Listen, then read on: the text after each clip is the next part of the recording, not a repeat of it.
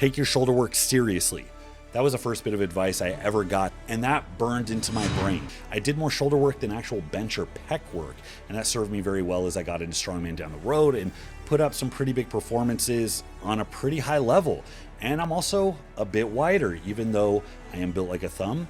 I'm built like a wide thumb. So if you're wondering why your shoulders aren't growing, we're gonna get you taken care of. These are 9 things about shoulders. It's probably more than most of you need, but this kind of encompasses all of what I think is the relevant stuff about growing your shoulders. This is gonna get everybody covered. If you wanna be a competitive strongman, if you're just a hypertrophy guy, you don't care about strength, you just want big shoulders, or if you wanna stack plates on a bar just so you can hear them jangle as you throw it overhead, we got something for everybody here, so let's get into it. The first thing is such an old truism, it almost doesn't even bear repeating, but we're gonna repeat it anyways, and that is having a staple compound movement. Now, the benefits of compound movements are many. The big one is that you can handle more weight. So we get more force production, we get more motor unit recruitment, we can handle a lot of load, and that represents really good stress. And they're also really fun to progress forward. We tend to take those more seriously when we're putting out effort or chasing new PRs than people typically do on smaller movements. But also with the shoulder specifically, pressing the main compound movement, as we get to the bottom, we stretch the delt, but we're also at a point where the shoulder is disadvantaged. The deltoid has to work the hardest at the point where it's lengthened. So those two things together correlate with really good growth. Not all exercises meet that criteria. So when you think of a fly, you think of a squat, the bottom position, your stretch, that's also where you have to work the hardest. So you don't want to skimp on range of motion. The staples are pretty much the same across the board, full range of motion, some amount of control, doesn't have to be picture perfect. You're not getting graded on technique, but don't be a reckless idiot either. Now, when we're considering the benefit of a compound movement, generally people have that as like their staple movement that they progress and then they do all the other stuff afterwards. We want to rate these based on your ability to get that motor unit recruitment and put out a lot of force. And that's going to make the most developmentally effective movements, not what you would think. It's not the barbell. I would actually say it's going to be something like a machine, a hammer strength machine or a Smith machine, because when you are fixed, when you just have to push hard, there is no balance, there is no stopping a set because you got a cramp in your glute or because you were leaning back too hard. There is no misgrooving, like, I would have had it, but you know, it just went a centimeter too far forward on me. None of that. When you are pushing and you can't push anymore, you know it's the musculature that's toast, nothing else. So the training effect potentially is a lot more substantial. Now the thing is, if you are interested in stacking plates and making them sing, and you do want to throw a lot of weight overhead for whatever reason, you do want to prioritize a barbell instead, because that specific skill of being comfortable with going hard and heavy on that movement is going to give you more and being able to perform than whatever marginal growth you would theoretically get by doing something that is more fixed. So I would say if you're just a hypertrophy guy, you don't care about strength, or even if you're a bench only guy and you need good shoulder movements that are a little bit easier to do, you could absolutely prioritize machines and there's no problem. But if you have any vested interest in being able to overhead press a lot on a barbell or some other implement at some point, you do want to get comfortable with free weights. The difference isn't going to be substantial. That's just some subtle changes from one to the other that you might not be aware of. Now, beyond the barbell press, which, you know, just a standing strict military press, bar starting somewhere below the chin, pressing up under control, leaning back just a little bit, that is just a fantastic exercise for everybody. But you can also incorporate other main lifts through different phases depending on what you're trying to prioritize. Behind the neck is a really good one. If you do not have the comfort, the mobility, if your shoulders are too achy, to really get below the base of your skull, I mean, you want to be able to comfortably get to your traps without feeling like something's going to rip or pop off, I wouldn't even really bother with it, or I would keep it as a very, very light, almost mobility finisher for high reps at the end. Having that stretch position adds something to it. But if you are comfortable with the behind the neck, it can be a very productive shoulder builder. Assuming you can progress it aggressively over time. But again, this one's a little more disadvantaged, but the weight's also gonna be lighter. So there's more training effect, but again, you don't have the ability to hoist as much weight overall. So there's a bit of a trade-off. Same thing with dumbbells. Dumbbell presses, very good staple for your shoulders. However, more balance, more insecurity. People talk about the stabilizers, and I guess that's not nothing, but if we're talking about growing big meaty delts, you want movements where you're not limited inherently by the balance, and dumbbells can get kind of wonky, especially when they get heavy. They get over 80 or 100 pounds, are real awkward. I don't even like doing dumbbells at this point because there's too much that goes into moving them around. And when you start to fatigue, you get a little scared because when something goes, they're just going to end up going wherever. So dumbbells are useful. I would put the more imbalanced stuff towards the end of the workout. I would bias towards something like a machine or like a barbell press as your primary movement. And this is so important that it makes up most of your growth anyways. If you forget the rest of the stuff on this list, just having a staple compound movement you can progress over time, it's going to be where most of your growth happens. Now, the second thing about pressing, people will get into the weeds over whether they should be seated or standing. If you're doing a sufficient amount of work to grow your shoulders, you're probably going to be doing both, so it's not that big of a deal. But if we're just talking about your main movement, again, it goes back to the balance and the coordination. I actually really like seated presses during certain phases of training because I can just focus on pressing. I can just focus on horsepower off my chest. I'm stable. I'm not leaking strength. So the strain on the actual muscle is going to be a bit higher. So potentially I can grow and even get a little stronger. But if I need that to translate into a standing movement, I have to make some pretty big jumps in my seated press for that to correlate to a noticeable jump on my standing press, because again, standing, you're a little awkward, you're a little imbalanced. So those specific training demands, if you're not routinely doing that, the first time you do it, it's going to feel weird. But if you're always doing standing presses, it's nothing. It's going to feel like a walk in the park. It's not going to affect you. So there's something to be said about having your staple movements have all the things that you need to be good at baked into it, so you don't have to address it later. I like to cycle back and forth. Again, if you're not worried about a performance at some point doing a standing press, who the hell cares? You're just trying to grow your shoulders. But for strongmen, for people that want to be able to put up a lot of weight over their head while standing on their own 2 feet, make sure that that's a staple. You can do seated stuff on the back end to kind of fill in the gaps where that was missing out. Number 3, I want to talk about the lost art of push pressing. Now, this isn't going to be for everybody, but for those of you that are interested in trying this, if you've looked at odd movements, if you've tried to romanticize some of the weird shit that you see people do, a push press is a foundationally good movement. Guys used to do it back in the day. It's a bit different than how you typically see people train, but whether you want to get really, really strong overhead or even if you just want to grow, this provides a stimulus you're not going to get from any other exercise, because you have the full range of motion starting on your collarbone, jumping into the bar to push it through with just the force of your arms. The full range of motion paired with the weight, you should be able to eventually push press anywhere from 30, 50. I can get close to 100 pounds out of my push press because I've been doing it for so long. And that extra load represents a huge stress you're not going to get from anything else, especially considering the muscle is going through a full range of motion. And in addition to that, there's no such thing as a slow push press. Every rep you're doing is as fast as you can. It conditions a pop out of your shoulders. Again, you're not going to get anything else. So you can look at, okay, muscular fatigue, time under tension. Am I having enough mechanical tension? But there is also a really nasty developmental effect from being explosive through a long range of motion with a ton of weight where the muscle is just fighting through rep after rep after rep to keep up. It's similar to croc rows, which are fantastic for growing your back, even though they kind of violate some of the golden standards of hypertrophy. My first bit of growth I ever got in my shoulders was from doing push presses and push jerks almost exclusively. And those are things that you wouldn't consider being particularly optimal hypertrophy movements. But the truth is, if you train them seriously and you progress them forward over time, your shoulders will grow. And again, this doesn't have to be the only thing you do. But if this is something that pops in weekly on the front end of all of the other isolated work you do, you're going to be surprised at the nasty growth you can get in a very short period of time. Are you looking for access to exclusive programs from the best minds in the field and some of your favorite YouTube influencers? Then look no further than Boost Camp. Boost Camp is a long-term sponsor of this channel, and I wouldn't be partnered with them if they didn't provide a great product. If you want optimal performance, you cannot just wing your weight selection.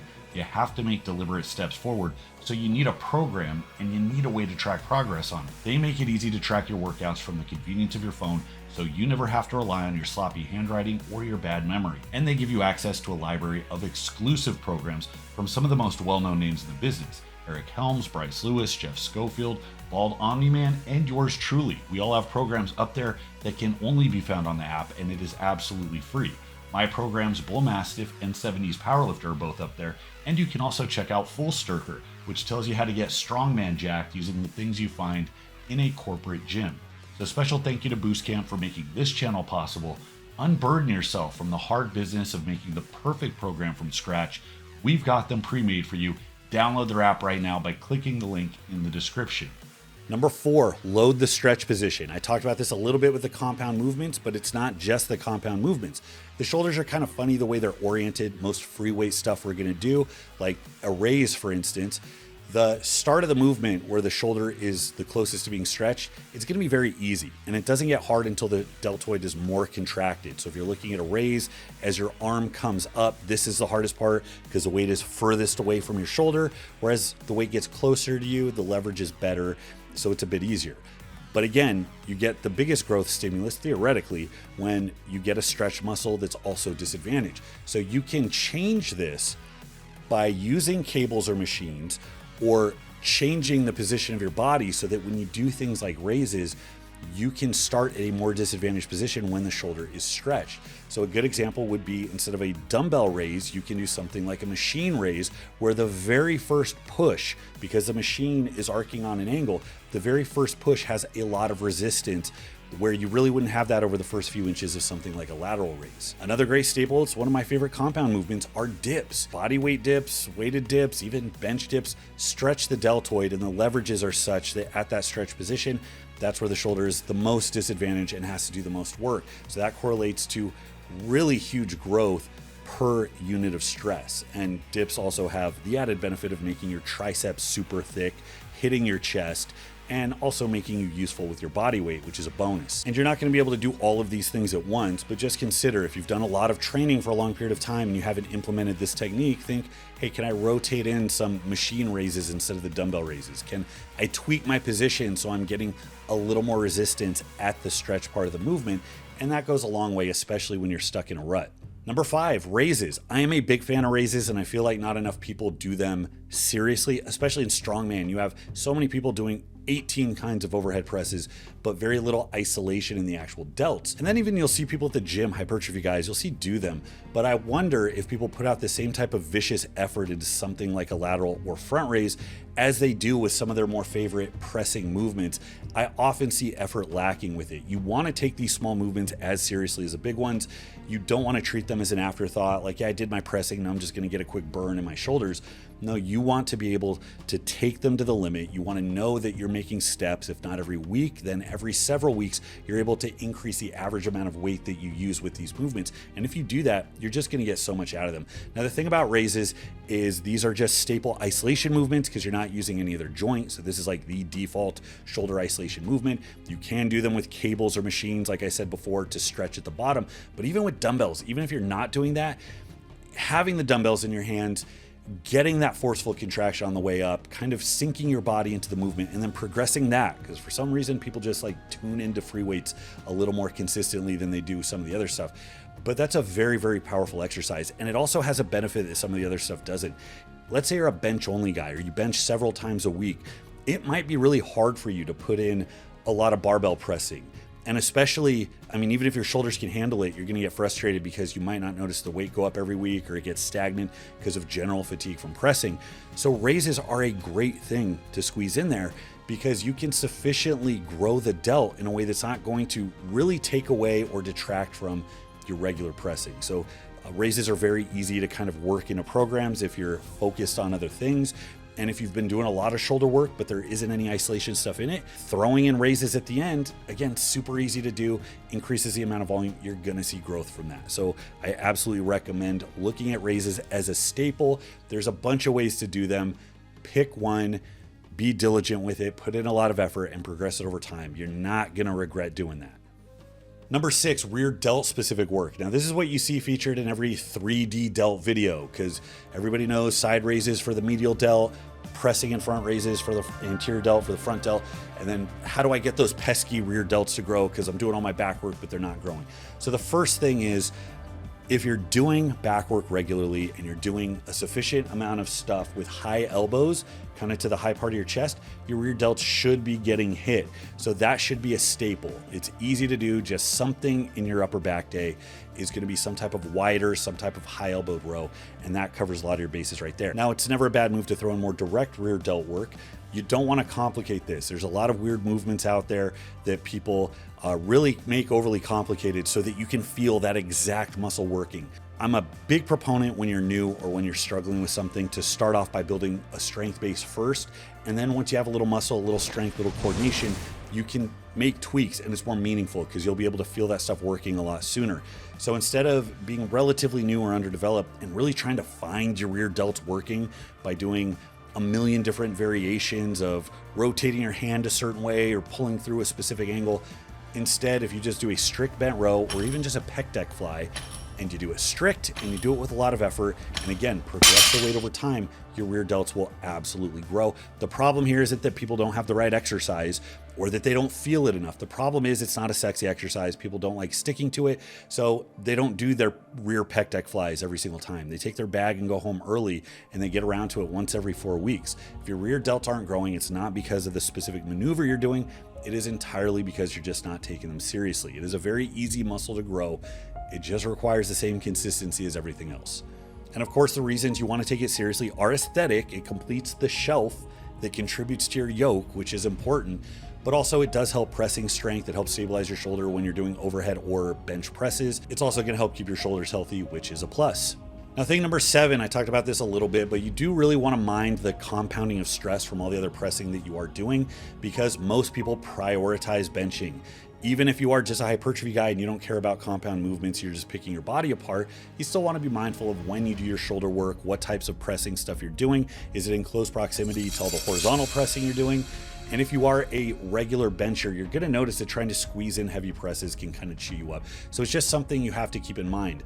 I recommend the default maneuver be for people to have kind of a designated bench day, a designated overhead day. It's a little harder to pair them together. Eventually, you're going to want to go through specialization phases where driving one forward is going to require putting the other on the back burner. That doesn't mean it's not growing. That just means you're not giving the same amount of volume, same amount of effort, same amount of focus to each thing. You can't grow everything optimally at once. If you have two things you want to grow and they're competing for resources, you're always going to get more growth out of one if you hold back on the other. So you might go through bench specific cycles where you're just focused on machines or raises for your delts. And if your delts are sorry and they need to grow, put your bench on the back burner. You can do the minimum amount of work for months on end. You're not going to lose size or strength, and you can focus on your shoulders. And then when you come back to benching, they're going to be bigger and stronger, which means your bench should be better anyways, and you can go from there. That is how true advanced training works. It is cyclical, whether you know it or not. So you can either plan accordingly and be ahead of the curve, or you can not pay attention to it and just react every time things go sideways or you find yourself in a rut. Now, number 8, you want to prevent shoulder problems, because the shoulder, it is prone to problems. I've had labrum tears. I've torn my rotator cuff a few times just being stupid. Thankfully, they weren't so bad that they didn't eventually heal, but I've had to pay a lot more attention to how mobile am I? Am I doing rotator cuff work? Am I keeping myself well-rounded? And am I not just smashing my shoulders with the same stress over and over and over, hoping that everything's going to be all right? So some of the biggest things I can tell you as far as this is concerned is taking care of the smaller muscles. It doesn't have to be a focus. It's just something you do at the end of your workout or before is a warm-up.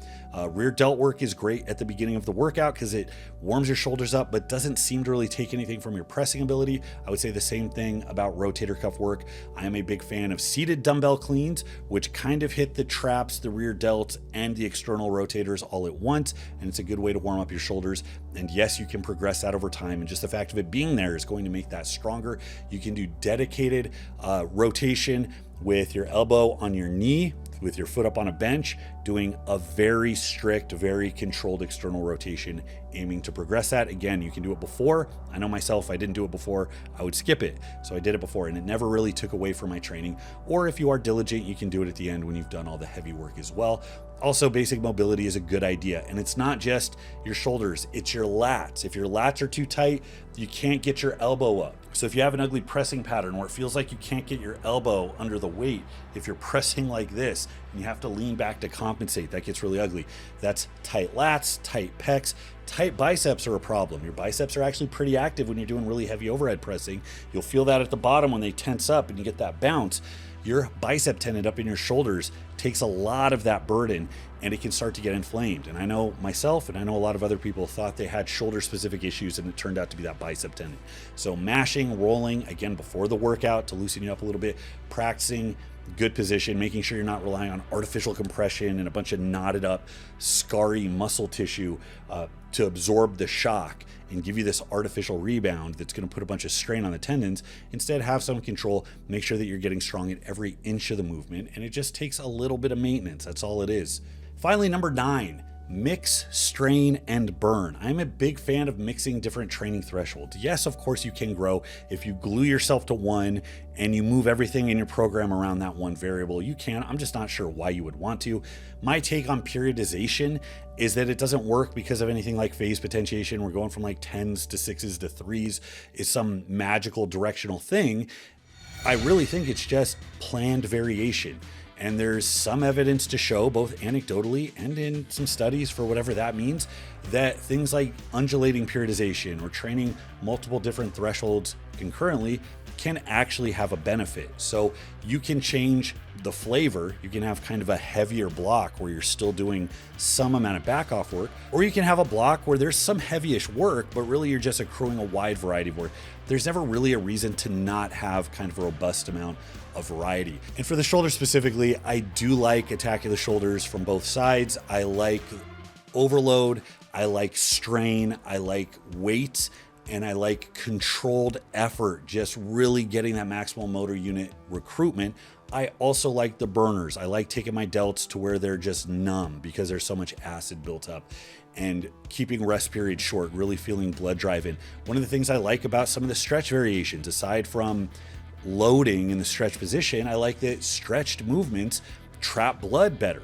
So that one little tweak, just letting the raises come in a little bit farther under the seat, letting your arm come in a little bit and stretch that delt, blood drives into it. And it's just a crazy training stress. So don't be afraid to throw in a variety of stuff. It'll keep you well-rounded. You'll be able to pivot a lot more in your training, and it'll keep it fresh. You won't be so beholden to sticking into one range. And when you do change to something more specific, you won't get whiplash from it either, because you're going from something that's so different. I think it's good to have a breadth of movements and train a breadth of rep ranges, especially we know so many rep ranges do contribute to hypertrophy, but even for strength, I know too many people that stick in those low rep ranges when especially the isolation stuff, the accessory stuff will benefit from getting out of your comfort zone. So that is my take. Those are my 9 things about growing your delts. If you take all of this stuff to heart and you apply it for the next 3 months, there is no chance that you are not going to come back a wider human being, that those delts are not going to start turning heads. So let me know what you think, guys. Leave your comments in the comment section below. Thanks so much for watching. Till next time, this is Bromley. I'll see you.